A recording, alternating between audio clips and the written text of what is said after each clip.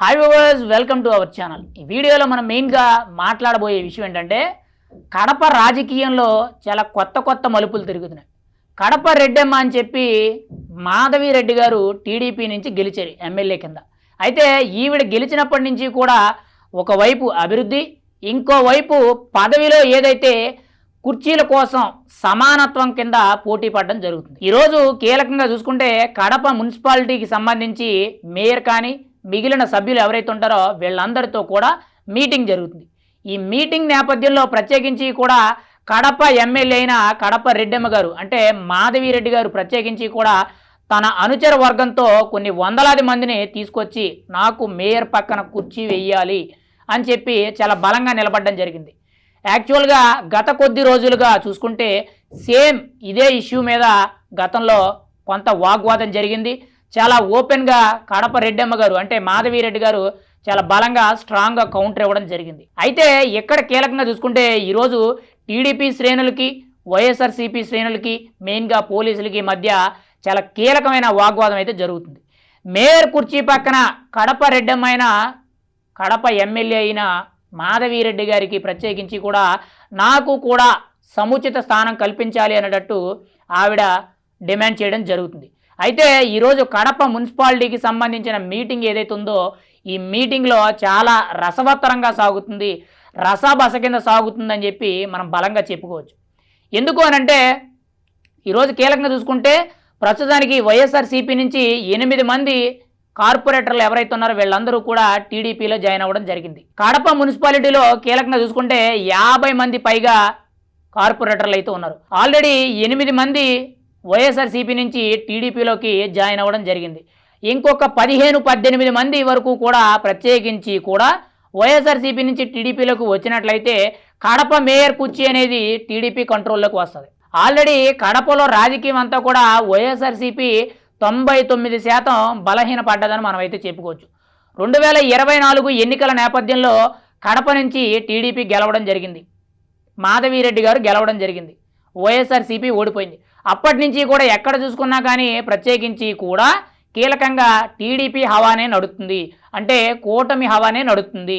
పైగా కడప రెడ్డమ్మైన మాధవి రెడ్డి గారు అయితే ఈవెన్ జగన్మోహన్ రెడ్డి గారికి, లోకల్ ఎమ్మెల్యేలకి, వైఎస్ఆర్సీపీ నేతలకి ప్రతి ఒక్కరికి కూడా స్ట్రాంగ్ వార్నింగ్లు ఇవ్వడమే కాకుండా ప్రతి ఒక్కరికి కూడా ఛాలెంజ్ చేసి మాట్లాడడం జరుగుతుంది. ఆ మేయర్ కుర్చీ ఏదైతే ఉందో అంటే మేయర్ కుర్చీలో కూర్చున్న వైఎస్ఆర్సీపీ నేత అయిన విజయబాబు ఎవరైతే ఉన్నారో ఆయన్ని గద్దె దింపడానికి ప్రత్యేకించి కూడా టీడీపీ ఎమ్మెల్యే అయిన మాధవి రెడ్డి గారు అయితే చాలా విస్తృతంగా రాజకీయం చేస్తున్నారు, చాలా బలంగా రాజకీయం చేస్తున్నారు.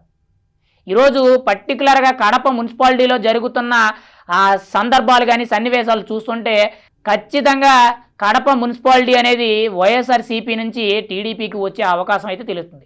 ఆల్రెడీ అక్కడ చాలా కీలకంగా చూసుకుంటే టీడీపీ నాయకులకి, టీడీపీ శ్రేణులకి, టీడీపీ కార్యకర్తలకి, టీడీపీ కార్పొరేటర్లకి కూడా కీలకంగా పోలీసులు అయితే కొంత ఎదురుగా తిరుగుబాటు చేయడం జరుగుతుంది. అంటే ప్రస్తుతానికి కడప మున్సిపాలిటీలో వైఎస్ఆర్సీపీ బలహీనంగా ఉండడంతో వాళ్ళు సైలెంట్గా ఉండడం, కడప మున్సిపాలిటీలో కీలకంగా టీడీపీ శ్రేణులతో పోలీసులు అయితే కొంత వాగ్వాదం జరుగుతుంది.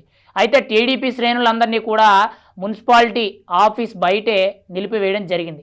అయితే ఇక్కడ కీలకంగా చూసుకుంటే రాబోయే రోజుల్లో ఖచ్చితంగా కడప రెడ్డమ్మ గారి రాజకీయం అనేది పనిచేసినట్లయితే మాత్రం 100కి 100% కడప మున్సిపాలిటీయే కానీ కడప మున్సిపల్ మేయర్ ఎవరైతే ఉన్నారో ఆయన గద్దె దిగే అవసరం అయితే 100కి 100% కనబడుతుంది. ఆ దిశగా కడప రెడ్డమ్మ గారు అంటే మాధవి రెడ్డి గారు అయితే చాలా బలంగా అడుగులు వేస్తున్నారు. ఖచ్చితంగా కడప నియోజకవర్గం మొత్తం ఈవెన్ మున్సిపాలిటీతో సహా టీడీపీలోకి తీసుకురావాలి, టీడీపీ కంట్రోల్లోకి తీసుకురావాలి అనే నేపథ్యంతో చాలా బలమైన రాజకీయం చేయడం జరుగుతుంది. ఇప్పటి వరకు కూడా కడపలో జరిగిన రాజకీయం ఒక ఎత్తు, ఇప్పటి నుంచి కూడా ఒక ఎత్తు అనేటట్టు చాలా బలంగా ధీటుగా మాధవి రెడ్డి గారు అయితే ఎదుర్కోవడం జరుగుతుంది. మరి ఏం జరుగుద్ది, కడప నియోజకవర్గంలో ఎటువంటి పరిణామాలు చోటు చేసుకుంటాయి, కడప మున్సిపాలిటీ మేయర్ కుర్చీ అనేది అంటే ఈ కుర్చీలాట ఏదైతే ఉందో అందులో మేయర్ విజయబాబు గెలుస్తారా లేదనంటే ఎమ్మెల్యే మాధవి రెడ్డి గెలుస్తారా అనేది మనం చూడాలి. కానీ ఇక్కడ ఉన్న బలం చూసుకున్నట్లయితే ప్రస్తుతానికి వైఎస్ఆర్సీపీ అనేది మున్సిపాలిటీలో కీలకంగా చూసుకుంటే వైఎస్ఆర్సీపీదే హవా ఉంది అనేటట్టు తెలుస్తుంది. దాన్ని పూర్తిగా కూడా టీడీపీ కంట్రోల్లోకి తీసుకురావడానికైతే మాధవిరెడ్డి గారు చాలా బలంగా నిలబడడం జరిగింది.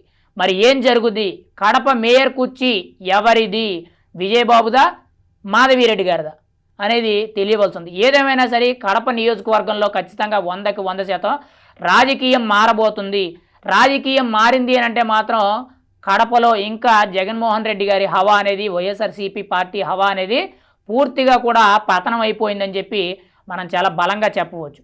మరి కడప కుర్చీలాట ఏ విధంగా అవుద్ది, కడప రెడ్డమ్మ గారి యొక్క మాట తీరును బట్టి రాజకీయం ఏ విధంగా జరుగుద్ది అనేది మనమైతే ఎదురు చూడాలి.